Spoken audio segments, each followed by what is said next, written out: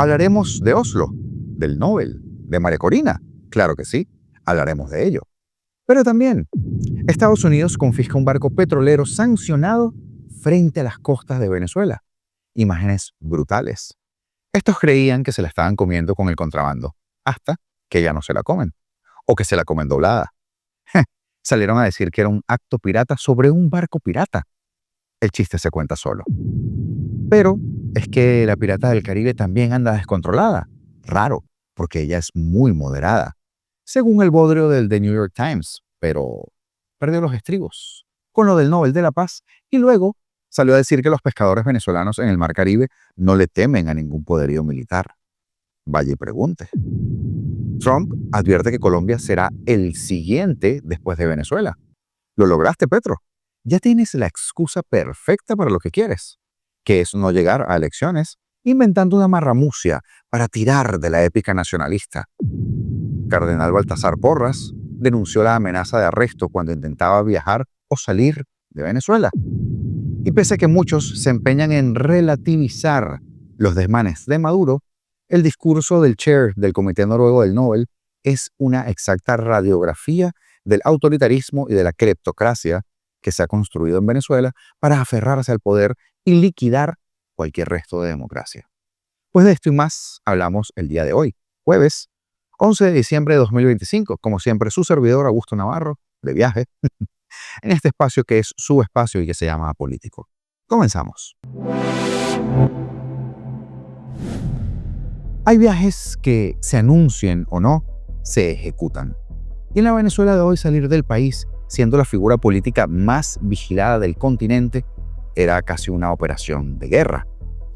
María Corina Machado, líder opositora y Nobel de la Paz, porque le arde al chavismo, 2025, salió de Venezuela en silencio, sobre aguas oscuras, en un barco rumbo a Curazao. El país entero se enteró cuando ya no había vuelta atrás. Su equipo lo decidió así. Primero proteger la vida, luego explicar el camino. Funcionarios estadounidenses confirmaron la ruta, pero nadie habló hasta que ella estuvo fuera del alcance del régimen que la ha perseguido por 2 décadas.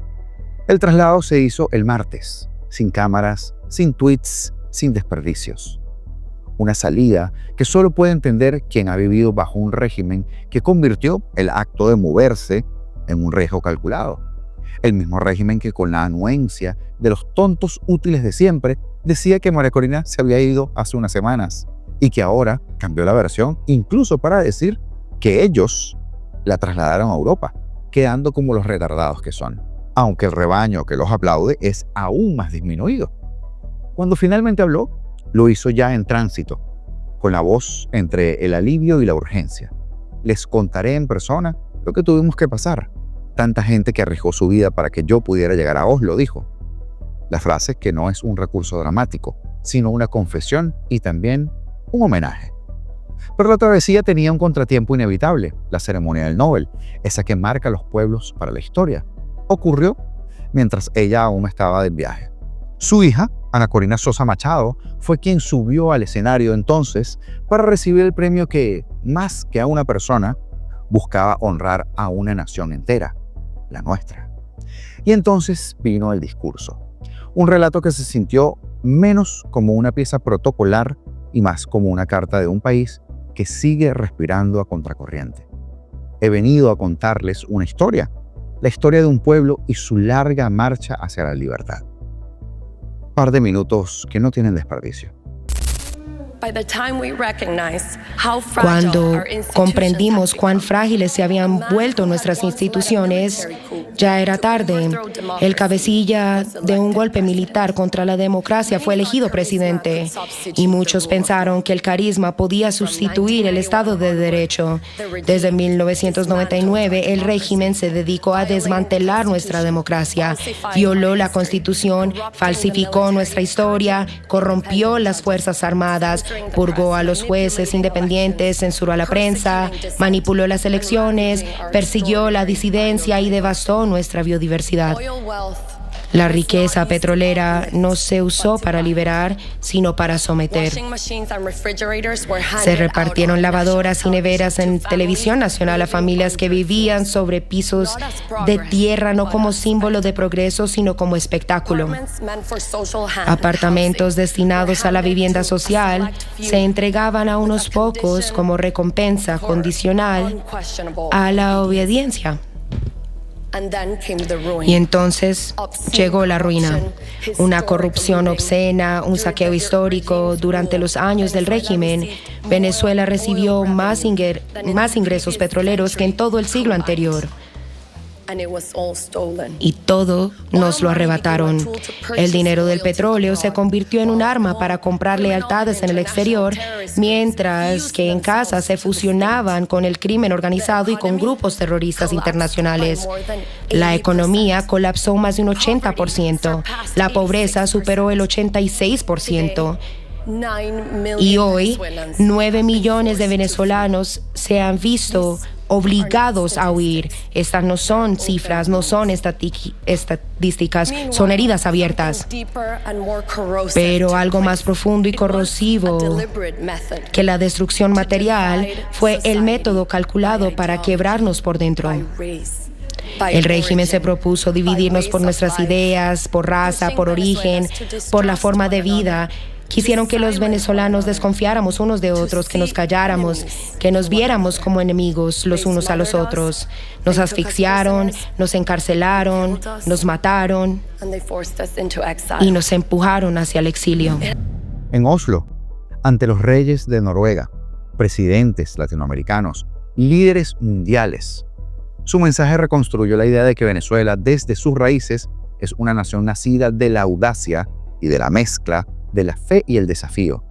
Recordó la Constitución de 1811, aquella que declaró algo muy revolucionario para su época, que cada ser humano posee una dignidad soberana, que el poder se separa, que la libertad se consagra y que el ciudadano es primero. Es más que historia, era un recordatorio de lo que el país fue para contrastarlo con lo que es. Porque la otra mitad del relato la puso Jørgen Wadne Freidnes, presidente del Comité Nobel, que no se guardó nada. Llamó al régimen de Maduro lo que es, un estado autoritario sostenido por un ecosistema de dictaduras y grupos que lo alimentan. Nombró a Cuba, Rusia, Irán, China y Hezbollah como pilares activos del aparato represivo venezolano, no como teorías, como hechos. Freidnes fue aún más lejos. Denunció la tortura sistemática, la crisis humanitaria, la detención de más de 200 menores tras las elecciones de 2024 y señaló a la comunidad internacional por mirar hacia otro lado, por refugiarse en narrativas viejas que solo sirven para justificar la indiferencia. Habló de una traición moral contra un pueblo que lleva años pidiendo auxilio, el nuestro. Y remató con un mensaje frontal, pocas veces escuchado en el escenario del Nobel. Señor Maduro, acepte el resultado de las elecciones y renuncie. Sentar las bases. Por supuesto, y como escucharon, ese llamado generó aplausos largos, densos, incómodos para algunos, liberadores para otros. Entre los presentes estaban los reyes Harald V y Sonia, Javier Milei, José Raúl Molino, Santiago Peña, Edmundo González. En esa sala la historia venezolana no estaba solo siendo contada, estaba siendo validada. Y mientras todo eso ocurría en Oslo, la mujer que encarna esa resistencia, la que ha sido inhabilitada, perseguida, amenazada, demonizada durante años, seguía avanzando por rutas discretas para llegar a tiempo, aunque ya no para la ceremonia, sino para el mensaje. Que un pueblo puede ser golpeado, dispersado, silenciado, pero no desaparece mientras que alguien quede para narrarlo. La líder opositora venezolana y Premio Nobel de la Paz, María Corina Machado, salió de Venezuela en un barco rumbo a Curazao, según informaron funcionarios estadounidenses, para luego, después de algunas peripecias, ser montada en el avión, en este avión que la llevaría a su destino final por ahora. Y entre todas las opiniones con respecto al tema del Nobel de la Paz o de Oslo, una que usted seguro no se esperaba es esta. Claro, porque no puedo opinar. No sé usted, pero yo nunca he escuchado a un muñeco de cera hablar. Ahora, chascarrillo aparte, chistecito aparte, María Corina Machado está en Oslo y Venezuela, por primera vez en mucho tiempo también. ¿Regresará a Venezuela como ha prometido? Eso estamos por verlo. Pero quiero decir algo para pasar al siguiente tema. En el video anterior, algunos quizá no descifraron mis palabras cuando dije que lo de Oslo parecía una alfombra de los Latin Grammys. Y es que a lo largo del día de ayer todos hemos visto a más de un sujeto que no debería estar allí. Y le voy a poner un solo ejemplo. Estoy aterrizando en Oslo a acompañar la recepción del Premio Nobel para María Corina Machado. Y quiero recordar en este momento... Ya va, John. Yo lo voy a recordar por ti. Escribías en Twitter en 2020, amigos, ¿por qué creen ustedes que 20 es el único partido al que la dictadura no ataca? Se los digo, porque les son útiles. Cuando María Corina habla de intervención en plena campaña de Trump, está en realidad perjudicando cualquier acción internacional. Todo eso por ego. ¡Ah, caramba! Yo no voy a decir más nombres, por ahora, porque no es el momento. Y la gente inteligente sabe cuándo es el momento de la batalla. Pero que no crean que somos cogidos al lazo. Ah, y otra cosa. Muy balurda la protesta pagada en contra de María Corina para llenar espacios del surdaje. Si usted quiere protestar de verdad, se va al balcón del Gran Hotel, ¿no? Todo el mundo sabía que María Corina estaría allí. Es como si Maduro fuera en Miami y yo me fuera a protestar al frente de mi casa cuando sé el sitio en donde va a estar el platanote. ¿A qué no cuadra, verdad? Se le ven las costuras muy rápido. Pero es que además de esto, el Caribe también estaba movidito, porque fuerzas estadounidenses interceptaron y confiscaron un petrolero sancionado frente a las costas de Venezuela. El director del FBI lo ha oficializado en su cuenta, o lo oficializó en su cuenta de X. Hoy, el FBI y nuestros socios ejecutaron una orden de incautación de un petrolero frente a las costas de Venezuela, utilizado para transportar petróleo sujeto a sanciones de Venezuela e Irán. ¡Qué maravilla! Este petrolero ha sido utilizado en los últimos años en una red de transporte marítimo ilícito que apoya organizaciones terroristas extranjeras. Orgullosos de nuestros excelentes socios que ejecutaron la misión con nosotros en el Departamento de Homeland Security y la secretaria Kristi Noem, Homeland Security Investigation, la Guardia Costera de los Estados Unidos, el secretario de Guerra Pete Hegseth, la fiscal general Pam Bondi y muchos más. Los esfuerzos de esta administración para aplastar a las FTO, a las organizaciones terroristas extranjeras, y cortarle los recursos continuarán día y noche. Obviamente, Petróleos de Venezuela, cuna de la corrupción más grande del continente, y los ministerios de petróleo a cargo de la Pirata del Caribe, y el de información llevado por otro pirata, que más bien es como un borracho de plaza pública, no hicieron comentarios oportunos. ¿Qué van a decir? Claro está, que se cayeron con los barriles. Y es que muy probablemente ese despacho de petróleo ya había sido pagado. El cártel venezolano solo carga buques previo pago de embarque. El trader o la refinería que compró ese crudo, en teoría, perdió esa platica. Seguro buscarán la vía diplomática para recuperarlo y ojalá se consigan con la vía del más malo y que pierdan ese dinerito por delincuentes. Estas son las imágenes impactantes e importantes, porque esa incautación podría dificultar considerablemente la exportación de petróleo de Venezuela, ya que es probable que otros transportistas se muestren ahora más reacios a cargar sus mercancías en nuestro país.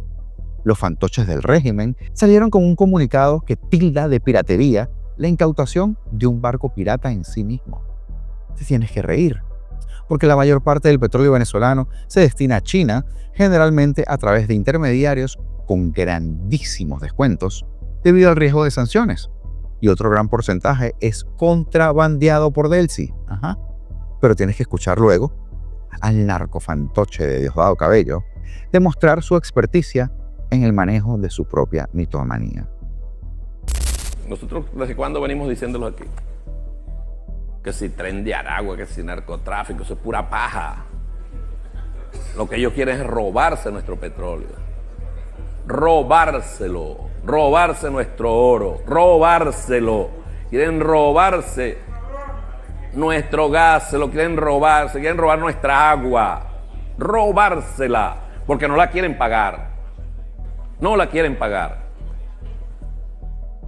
¿Y por qué no la pagan? Pues son ladrones. Están acostumbrados a eso. Están acostumbrados a eso. Por eso yo le pregunto, ¿estamos listos para seguir aguantar lo que venga en resistencia activa prolongada? En resistencia activa prolongada. Anda a buscar el barco, pues, con tu resistencia activa prolongada, narcotraficante. Cuéntanos, ¿para qué sirve la resistencia activa prolongada, asesino? Son unos habladores de gamelote y hoy, unos habladores de gamelote, pero con un buque fantasma menos. El otro que salió a hacer gala de su infinita estupidez fue el narcotirano, quien, usted sabe, totalmente desconectado de la realidad, salió con una de manual de populista. ¡Qué asco! En estos tiempos debe ser diferente, pero siempre tenemos que estar como guerreros, como guerreras, con un ojo pelado y el otro también, trabajando, produciendo, construyendo, funcionando todo siempre y preparados para partirle los dientes al imperio norteamericano si hiciera falta desde la patria de Bolívar. Bueno, a quien le partieron los dientes me imagino yo que fue a Cilia, que a cada rato se le sale la plancha. O a ti, Maduro, que te están reventando en el Mar Caribe y te acaban de partir los dientes quitándote un buque pirata. Y es que el presidente de Estados Unidos, Donald Trump, también advirtió este miércoles: el ganador del premio Nobel dedicó el premio a usted, el premio Nobel de la Paz. Y ella salió de Venezuela asumiendo un gran riesgo para poder asistir a la ceremonia. De hecho, existe el riesgo de que pueda ser arrestada. ¿Qué pasaría si la arrestan? ¿Qué mensaje le envía o le enviaría a Nicolás Maduro? Bueno, ¿arrestada por quién? ¿El Comité del Premio Nobel en Venezuela? Probablemente serían ellos los que arrestarían. Ella dijo, yo debería haber recibido el premio Nobel y yo no. ¿Sabes? Quiero decir, hago esto para salvar vidas. No lo hago por ninguna otra razón. Pero no me gustaría que la arrestaran, no. No estaría contento con eso. La pirata del Caribe, Desi Rodríguez, que andaba de los nervios, también aseguró ayer que los pescadores venezolanos que hacen vida en el Mar Caribe no le temen a ningún poderío militar. Vaya y pregunte. Durante el evento Asamblea de los Pueblos por la Soberanía y la Paz de Nuestra América, que comenzó en Caracas el martes y concluirá el día de hoy, Rodríguez subrayó que los pescadores son la primera barrera contra los destructores y contra los submarinos nucleares. ¡Qué payasos! Dijo que los pescadores de Venezuela no le temen a ningún poderío militar y que siguen con sus redes pescando en nuestro Mar Caribe, ejerciendo soberanía política y ejerciendo soberanía económica. Puro bla bla bla, puro mambo jambo. Pero fue más allá. Escuche cómo se ridiculizó ella misma, porque el Nobel los tiene locos. Fíjense lo que pasó en Noruega. Asistieron a un velorio, porque eso parecía un velorio. Era un velorio. Un fracaso. Fracaso total. El show fracasó. La señora no se presentó. Dicen que por miedo, porque en Noruega se alzó el pueblo. En Noruega salió la gente a protestar en las calles por lo que era un premio manchado en sangre. Y es que no tienen vergüenza. Por cierto, que alguien le dé clases de oratoria. Qué manera de no transmitir nada la del esperpento este. Pero ahora vamos con otra cosa. Lo que le hicieron al cardenal Baltasar Porras en Maiquetía no es un simple impedimento de viaje. Todos lo sabemos muy bien. Esto es otra página, torpe pero peligrosa, del manual carcelario que el régimen aplica a cualquiera que le resulte incómodo. Y como siempre, lo hacen con esa mezcla tan venezolana de burocracia absurda, de arbitrariedad militar y una pizca de crueldad gratuita. Porras llegó al aeropuerto como cualquier ciudadano que pretende montarse en un avión para cumplir con sus compromisos. España lo esperaba por asuntos eclesiásticos. Pero en Venezuela, la divinidad suele quedar corta frente al capricho de un funcionario con uniforme y delirios de tribunal. Estos payasos deprimentes que se hacen llamar militares, pero que son poco más que unas milicias. Apenas Porras entrega su pasaporte, comienza la función. Disculpe, tenemos que consultar si el pasaporte está al día. Un clásico. Esa frase que ya te huele a trampa o a excusa reciclada y, mira, no te podemos dejar pasar porque arriba no quieren. Así, minutos después, en Maiquetía, que equivalen a unas horas de incertidumbre, le notifican que su pasaporte presenta problemas. Problemas, así, sin detalle, sin especificación, sin explicación técnica, porque el problema nunca es el pasaporte. El problema era él. Y la orden siempre viene de alguien que no aparece, que nunca da la cara, que decide vidas desde un teléfono. A Porras le dicen que debe regresar a Caracas y presentarse en el SAIME, como si no supiéramos que eso equivale a decir: tu derecho a salir del país ha quedado cancelado porque depende de mi humor. Pero la parte más grotesca es que no le devolvieron el pasaporte, ni siquiera para retirar su maleta. Un militar lo siguió a todas partes, incluso al baño, como si fuera un fugitivo, un criminal en potencia, alguien cuya mera libertad de movimiento resulta peligrosa para el aparato del poder. Ese seguimiento asfixiante no fue protocolo, fue intimidación, control y humillación deliberada.